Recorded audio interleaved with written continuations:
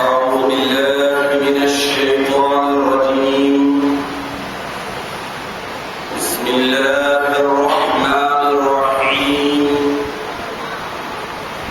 الحمد لله رب العالمين، وهو أرحم الراحمين، والعاقبة للمتقين، والصلاة والسلام على خاتم الأنبياء والمرسلين، رحمة للعالمين، محمد المصطفى، ثم الصلاة والسلام على خاتم الأولياء الكاملين، وسيد المهتدين، محمد المهدي المجتبى، ثم الصلاة والرضوان على آلهما الطاهرين وأصحابهما الراشدين أجمعين من يومنا هذا إلى يوم الدين. أما بعد، فقال الله سبحانه وتعالى في القرآن المجيد والفرقان الحميد: فأعوذ بالله من الشيطان الرجيم، بسم الله الرحمن الرحيم.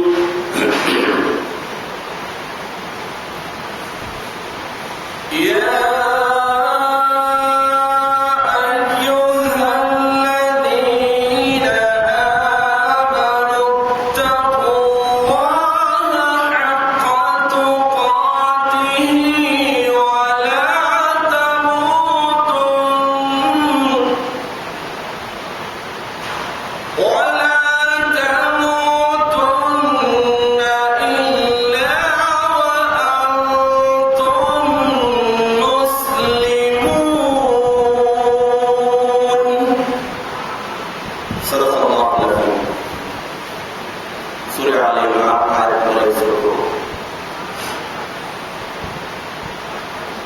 حاضرین محترم،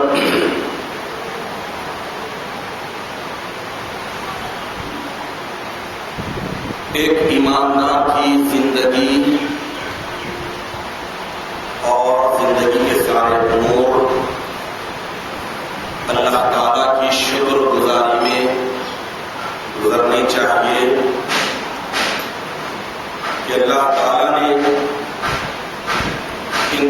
انسانوں کی اکثریت کو محروم رکھتے ہوئے اپنے فضل و کرم سے، ایمان کی دولت سے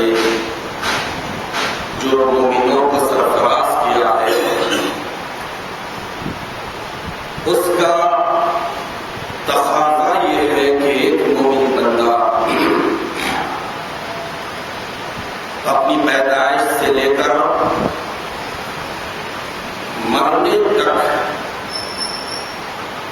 اللہ تعالیٰ کی شکر گزاری میں گزارے، اور شکر گزاری کا صحیح طریقہ اللہ تعالیٰ نے ایمان والوں کے فائدے کے لیے جو فرائض، واجبات، سنن، مستحبات رکھے ہیں، انہیں پورے صدق دلی کے ساتھ اختیار کرتے ہوئے تقویٰ اور پرہیزگاری کے ساتھ اپنی زندگی بسر کریں۔ قرآن پاک میں تقویٰ اختیار کرنے کی بات صرف مومنوں سے کی گئی ہے، اور مومن ہی تقویٰ اور پرہیزگاری اختیار کر سکتا ہے۔ حاضرین محترم، جو سچے ایماندار ہوتے ہیں، حقیقی مومنین ہوتے ہیں، ان کی زندگی اور زندگی کے سارے دن اور رات اللہ تعالیٰ کی اطاعت اور فرمانبرداری میں گزرتے ہیں، اور گزرنی چاہیے۔ آپ کے سامنے سورہ آل عمران کی آیت نمبر 102 کی تلاوت کا شرف حاصل کیا. اس میں اللہ تعالیٰ ایمان والوں کو ایک دستور العمل، زندگی کا ایک اصول بتا رہے ہیں. تقویٰ کہاں سے اختیار کرے اور کہاں تک اختیار کرے. یا ایھا الذین آمنوا، اے ایمان والو، اتقوا اللہ، تقویٰ اور پرہیزگاری کو اختیار کرو حق تقاته، جیسا کہ تقویٰ اور پرہیزگاری کو اختیار کرنے کا حق ہے. جو ٹرمز اور کنڈیشن ہے، جو اصول ہیں، جو تقاضے ہیں تقوی کے، پرہیزگاری کے، ان تقاضوں کے ساتھ تقوی کو اختیار کرو. وَلَا تَمُوتُنَّ إِلَّا وَأَنتُم مُّسْلِمُونَ، زندگی تو تقوی کے ساتھ گزرے، پرہیزگاری کے ساتھ گزرے، اور تقوی اور پرہیزگاری کا حق ادا کرتے ہوئے تقوی کو اختیار کرے. اور جب موت سے دو چار ہو، مرنے کے قریب آئے، یعنی اختتام، آغاز سے انجام تک تقوی اور پرہیزگاری کو اختیار کرو. وَلَا تَمُوتُنَّ إِلَّا وَأَنتُم مُّسْلِمُونَ، اور تم مرو تو اس حال میں مرو کہ مسلمان کی حیثیت سے مرو.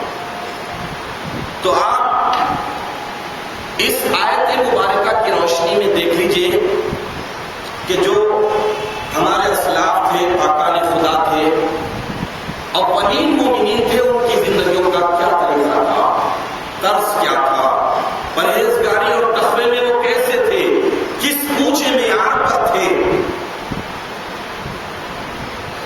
ان اولین مومنین کے زندگیوں کا میں یہ بتا رہا ہوں کہ آغاز سے ہی وہ تقوی کی بلندیوں پر ہوتے تھے. چھوٹا سا بچہ، عمر صرف کھیلنے کودنے کی، لیکن تقوی اور پرہیزگاری ایسی، اللہ کا تقرب انہیں ایسے حاصل ہے، پرہیزگاری کے اس بلند مقام پر پہنچے ہوئے ہیں کہ اگرچہ کہ کم سن، چھوٹے، انمیچورڈ، لیکن ان کے ساتھ ان کے تقوی کی وجہ سے، ان کے پرہیزگاری کی وجہ سے اللہ سے جو تقرب ہوتا تھا، اللہ سے جو رشتہ ناتا ہوتا تھا، اس کی وجہ سے ان سے ایسی کرامتیں، ایسی باتیں سرزد ہوتی تھی جو دوسروں سے نہیں ہوتی تھی. تو وہ اس وجہ سے تھا کہ تقوی اور پرہیزگاری کو اختیار کرتے تھے. تقوی اور پرہیزگاری کے ماحول میں ہی وہ آنکھیں کھولی تھی. تو بہرحال ایک مومن کی زندگی کا آغاز ہی حضرت سعید بن جبیر رضی اللہ تعالیٰ عنہ سے حدیث شریف پر بھی ہے. حضور اکرم نبی مکرم صلی اللہ تعالیٰ علیہ وسلم ارشاد فرماتے ہیں کہ ایک مومن بندے کی زندگی کا ہر دن غنیمت ہوتا ہے. مومن بندے کی زندگی کا ہر دن غنیمت ہوتا ہے، اس حساب سے کہ وہ اس دن میں نمازیں پڑھتا ہے، اللہ کا تقویٰ اختیار کرتا ہے، اللہ کی یاد اختیار کرتا ہے، اللہ کا ذکر کرتا ہے، تو غنیمت ہوتا ہے. اس حدیث سے یہ بات معلوم ہو رہی ہے کہ ایک مومن بندے کی زندگی کا دن اسی صورت میں غنیمت ہوگا، اسی صورت میں غنیمت ہوگا جب وہ اللہ تعالیٰ کے احکامات کی تابعداری کرے گا، نماز پڑھے گا ادب اور شرائط کے ساتھ، کاہلی کے ساتھ نہیں، دکھاوے کی نہیں، ریاکاری کی نہیں، شہرت کی نہیں، عزت کی نہیں، دولت کے لیے نہیں، بلکہ صرف اور صرف اللہ کا تقرب حاصل کرنے کے لیے. اللہ کی یاد کرے گا، اللہ کا ذکر کرے گا، اس وجہ سے، اس جذبے کے ساتھ کہ اللہ کی معرفت حاصل ہو جائے، اللہ کی محبت، اللہ کا عشق حاصل ہو جائے. اگر اس جذبے کے ساتھ وہ دن گزار رہا ہے تو وہ دن غنیمت ہے. اور اس حدیث شریف کے دوسرے وہ مومن بندے کی زندگی کا ہر دن مصیبت بنے گا. اور مصیبت ہے جس میں نماز نہ پڑھتا ہو، لیکن نماز پڑھتا ہے لیکن آداب اور شرائط کے ساتھ نہیں پڑھتا ہے، تو وہ مومن بندے کی زندگی کا وہ دن اس کے لیے مصیبت ہے. تو اس طرح جیسا کہ سورہ آل عمران کی آیت نمبر 102 میں اللہ تعالیٰ ارشاد فرما رہے ہیں کہ اے ایمان والو تم تقوی اور پرہیزگاری کو اختیار کرو جیسا کہ اس کے اختیار کرنے کا حق ہے. وَلَا تَمُوتُنَّ، اور یہ تاکیدی صیغہ ہے کہ وَلَا تَمُوتُنَّ، تم ہرگز نہیں مرنا اِلَّا وَأَنْتُم مُسْلِمُونَ، اس حال میں کہ تم مسلمان ہو. تو مسلمان کی حیثیت سے مسلمان اسلام کی بات گردن نہانا، گردن جھکا دینا، سرنڈر کر دینا، اپنے آپ کو سپرد کر دینا، حوالے کر دینا، اپنا اختیار نہیں رہنا، اپنے جسم پر، اپنے مال پر، اپنی روح پر اختیار چلنا اللہ تعالیٰ کے احکامات کا. تو تقوی اور پرہیزگاری اسی وقت ایک مومن بندہ اختیار کر سکتا ہے جب اپنے اختیار سے دستبردار ہو جائے، اپنے اختیار کو ختم کر دے، اللہ تعالیٰ کے اختیار کو اختیار کر دے. تو ایک مومن بندے کی زندگی کا ہر دن غنیمت ہونا چاہیے، اور غنیمت ہونے کے لیے مومن بندے کو ضروری ہے کہ پریکٹیکل لائف گزارے. محنت کریں گے تو پھل پائیں گے. جیسا کہ عربی کا ایک محاورہ ہے، منطق کا ایک اصول ہے کہ کما تدین تدان، جیسی کرنی ویسی بھرنی، ٹٹ فار ٹیٹ، جیسا کرو گے ویسا پاؤ گے. نیند کا بیج بوتے ہیں تو انگور نہیں لگتے، نیک عمل کرتے ہیں تو آدمی نیکیوں کا صلہ پائے گا، اور برائیوں میں زندگی بسر کرتا ہے تو آخرت میں پر پریشان ہوگا. حدیث شریف ہے کہ دو خوف کبھی بھی ایک جان نہیں ہوتے، دو خوف کبھی بھی ایک جان نہیں ہوتے. جو بندہ اس دنیاوی زندگی میں آخرت کا خوف اختیار کرتا ہے، آخرت کی جواب دہی کو پیش نظر رکھ کر یہاں پر اللہ تعالیٰ کے احکامات کی تابعداری کرتا ہے، بندگی کرتا ہے، عبادت اور ریاضت کرتا ہے، تو اللہ تعالیٰ آخرت میں سے امن عطا کرتے ہیں. اور جو کوئی آخرت کے خوف کو فراموش کر کے دنیا اور بتائے دنیا میں گرفتار ہو جاتا ہے، تقوی اور پرہیزگاری کو چھوڑ دیتا ہے، آخرت کی جواب دہی کو نظر انداز کر دیتا ہے، خرافات میں مبتلا ہو جاتا ہے، اللہ تعالیٰ کے احکامات کے خلاف زندگی بسر کرتا ہے، تو اللہ تعالیٰ یہاں تو راحت دیں گے، یہاں تو عیش و عشرت دیں گے، سب کچھ دیں گے، لیکن وہاں پر انسان خوف زدہ ہو جائے گا. اب آپ دیکھ لیجئے کہ انسانی نیچر ہے کہ جب آدمی کسی چیز کا عادی ہو جاتا ہے تو پھر اس کی وہ فطرت بن جاتی ہے. اب اگر انسان اس دنیاوی زندگی میں خوف کا عادی ہو جاتا ہے کہ مجھے اللہ تعالیٰ کے روبرو پیش ہونا ہے، اس بڑے دن پیش ہونا ہے، حشر بشر برپا ہوگا، میزان تنا جائے گا، اعمال نامے تولے جائیں گے، تو صراط جو بال سے باریک تلوار سے تیز ہے اس پر سے گزرنا ہے. خوف سے زندگی بسر کرے گا، خوف سے زندگی بسر کرے گا تو آخرت میں بھی لڑے گا، خوف میں مبتلا ہوگا، اللہ تعالیٰ اسے اس کے اعمال کے سلے میں امن دے دیں گے، ہمیشہ ہمیشہ کا.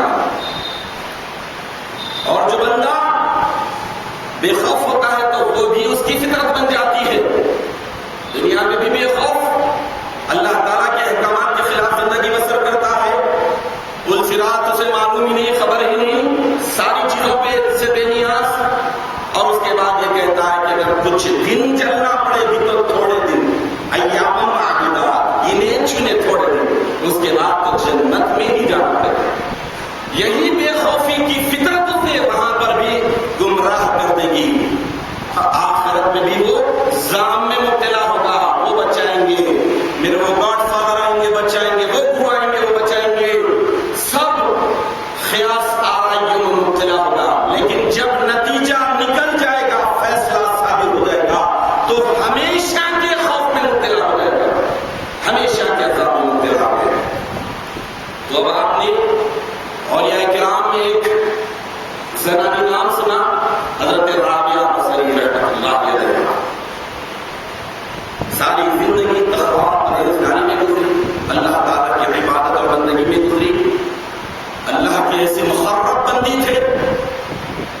اپنا کوئی لمحہ، کوئی دن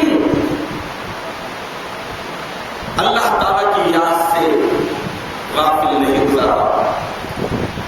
اور یہ ولی اللہ سے لوگ سوال کرتے ہیں، اتنے بڑے ولیاء ہیں، اللہ کی اتنی مقرب بندی ہے، اللہ تعالیٰ سے اتنا عشق رکھتے ہیں، سب کچھ ہے، لیکن برا نہ مانیے، آپ ولایت کے اتنے بلند مقام پر ہیں، لیکن آپ ایک سنت نبوی سے محروم ہیں، اپنے آپ کو محروم رکھا ہے، شادی نہیں کی ہے، جبکہ حدیث شریف ہے کہ نکاح میری سنت ہے، نکاح میری سنت سے ہے، تو آپ سنت کو اختیار نہیں کی.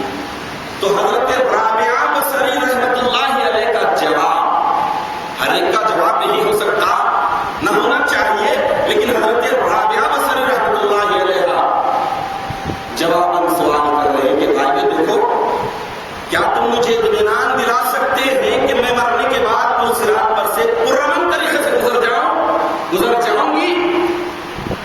کیا تم یہ گارنٹی دے سکتے ہیں کہ مرنے کے بعد میرا اعمال نامہ سیدھے دائیں ہاتھ میں ہوگا، سیدھے ہاتھ میں ہوگا؟ کیا میری نجات ہوگی؟ تم اس بات کی مجھے خوشخبری دے سکتے ہیں؟ تو انہوں نے کہا کہ ہمیں کچھ نہیں معلوم. تو حضرت رابعہ بصری رحمۃ اللہ علیہ ارشاد فرمائے کہ دیکھو، میرے دن اور رات اسی غم میں گزر رہے ہیں، اسی تکلیف میں گزر رہے ہیں کہ کیا میری نجات ہوگی یا نہیں. مجھے اس کا تیقن ہو جائے، مجھے اس کی گارنٹی مل جائے، تو اس کے بعد میں نکاح کر لوں گی. تو ایک بڑی ولیہ اس طرح کے خوف میں زندگی بسر کر رہے ہیں، تو قرآن عظیم سارے مومن بندوں کو حکم دے رہا ہے. سورہ تحریم آیت نمبر 6 میں اللہ تعالیٰ انعام والوں کو خاطب کر کے ارشاد فرما رہے ہیں کہ یا ایھا الذین آمنوا قوا انفسکم واہلیکم نارا وقودها الناس والحجارہ. اے ایمان والو، تم اپنے آپ کو اور اپنے اہل و عیال کو، اپنے گھر والوں سمیت دوزخ کی آگ سے بچا لو، جس کا ایندھن جلانے کی چیزیں انسان اور پتھر بن رہے ہیں. تو اب ان آیات کی روشنی میں آپ اندازہ لگائیے کہ ایک مومن بندے کی زندگی کا ہر دن کیسے ہونا چاہیے. تو ہمیں اپنا جائزہ لینا ہے کہ کیا ہماری زندگی کا دن اور رات غنیمت ہے یا مصیبت ہے. اس لیے کہ سب سے زیادہ جائزہ انسان اپنا آپ لے سکتا ہے. ایک انسان دوسرے انسان کا جائزہ مکمل طور پر نہیں لے سکتا، نہ لینے کا حق رکھتا ہے. حق صرف اپنے نفس کا، اپنے آپ کا، اپنی ذات کا جائزہ لینے کا حق رکھتا ہے. من عرف نفسہ فقد عرف ربہ، جو اپنے ذات کو پہچانا وہ اپنے رب کو پہچان لیا. تو اپنے آپ کا جائزہ لینا ہے، لیکن جو ریسپانسبل ہوتا ہے، جو ذمہ دار ہوتا ہے، جو سرپرست ہوتا ہے، اس کی ذمہ داری ہے کہ اپنے کنبے پر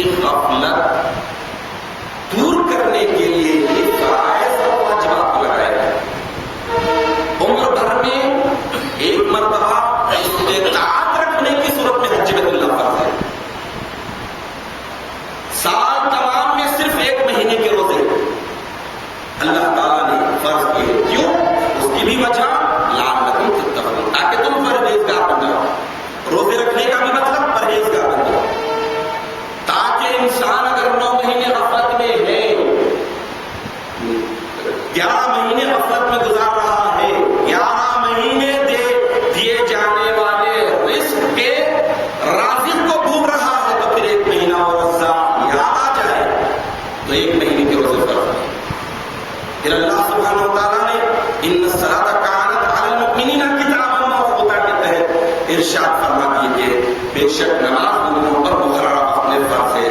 5 وقت کی نمازیں اللہ تعالیٰ نے مومن بندوں پر فرض کیے تاکہ مومن بندہ اگر غفلت ہو رہی ہے تو نیند سے بیدار ہوتے ہی فجر کے ساتھ یہ اذان سنے، اللہ کے دربار میں جائے، سجدہ ریز ہو، اپنے معروضات رکھے، اپنی خطاؤں کا، اپنی غلطیوں کا جائزہ لے، اس کے بعد اپنے کاروبار کو لے.